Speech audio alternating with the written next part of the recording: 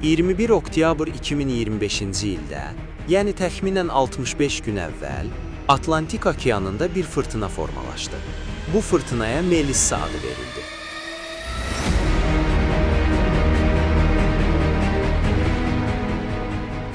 Bilməlisiniz ki, dünyanın harasında bir fırtına yaranırsa, Ümumdünya Meteorologiya Təşkilatı onu daha rahat izləmək və çağırmaq üçün ona bir ad qoyur. Elə adlar seçilir ki, hamı asan yadda saxlasın. Hər dildə rahat tələffüz olunsun.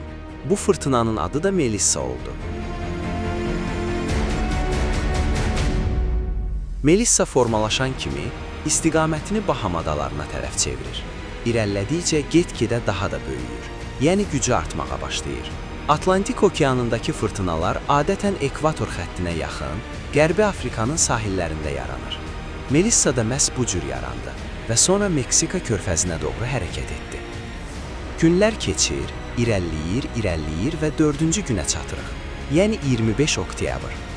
Hələ Meksika körfəzinə tam çatmamış, Rapid Intensification yaşayır.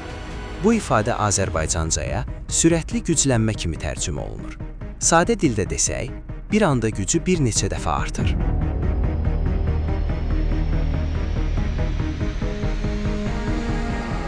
Bu fırtınanın yolunda bir çox ölkə və ada yerləşir. Hamısı da Melissanı izləyir. Görək hara gedəcək, onların üzərinə gələcək, yoxsa istiqamətini dəyişəcək.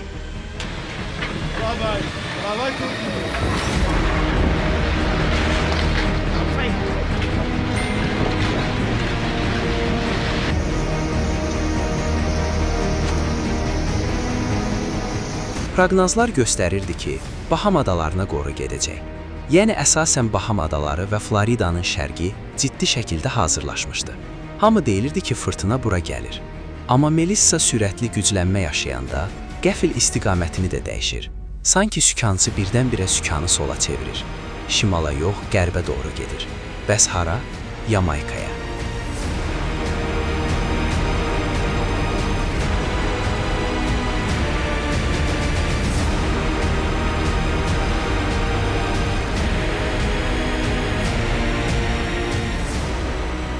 Yamayka özü ayrıca bir dövlətdir.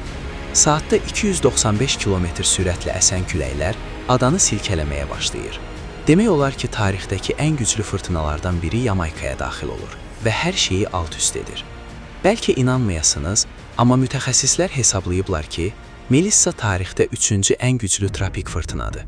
Yəni bütün tarix boyunca cəmi 2 fırtına ondan biraz daha güclü olub.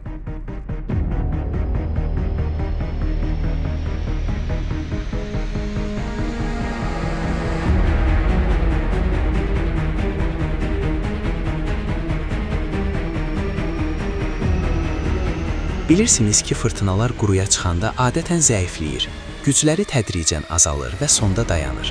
Amma Melissa elə bir vəziyyətdədir ki, adanın yarısını udduğu anda belə onun 90%-i hələ də suyun üstündədir. Çünki Yamayka çox kiçikdir. Bu da səbəb olur ki, fırtına zəifləməsin, əksinə daha da güclənsin. Bilməlisiniz ki, fırtınanın gözü, yəni mərkəzi, onun ən güclü hissəsidir və Melissa'nın gözü birbaşa Yamaykaya daxil olur. Bu göz ada üçün demək olar ki, heç nə saxlamır. Saatlarla bu adanı didik-didik etdikdən sonra fırtına nəhayət Yamaykadan çıxır. Burada biraz dayanırıq ki, görək Yamaykadan nə qalıb.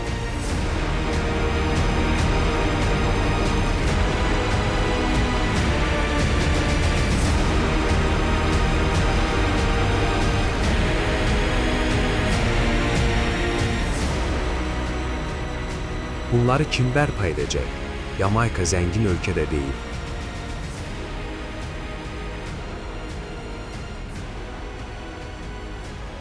Deyilənə görə Melissa Yamaykaya 22 milyard dollardan çox zərər vurub.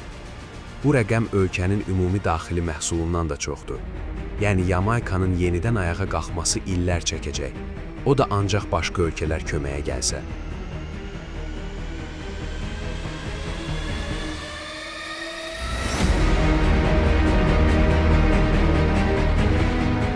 Bu tellərin dirəkləri saxladığını görürsünüz.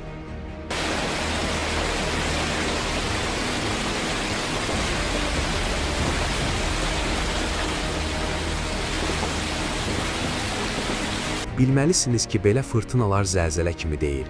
Birdən-birə gəlib hamını öldürmür. Saatlar öncədən xəbər verir, mən gəlirəm.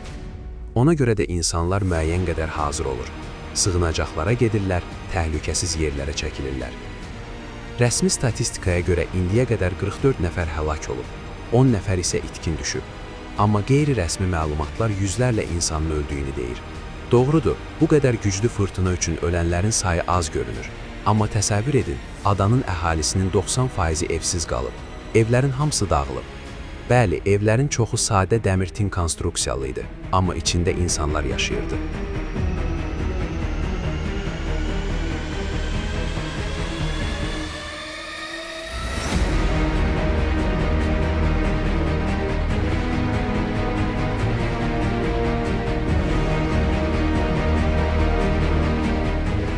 Nəhayət fırtına Yamaykadan çıxır və yenidən suya düşür. Gücü elə də azalmayıb.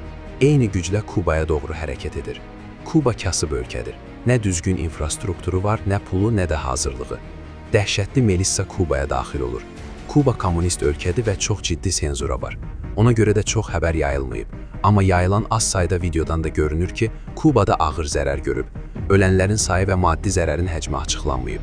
Amma mütəxəssislər deyir ki, 730 mindən çox Kubalı evsiz qalıb və bütün yaşayışını itirib.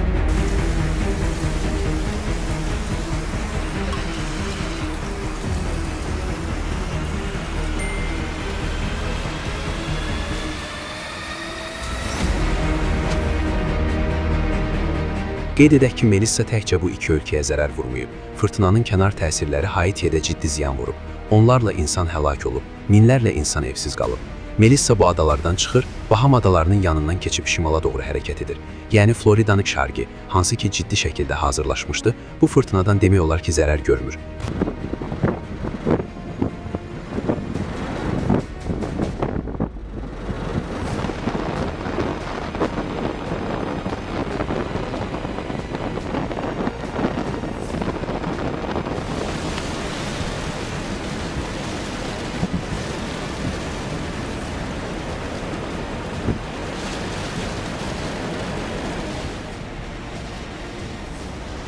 Fırtınanın trayektoriyasını görürsünüz.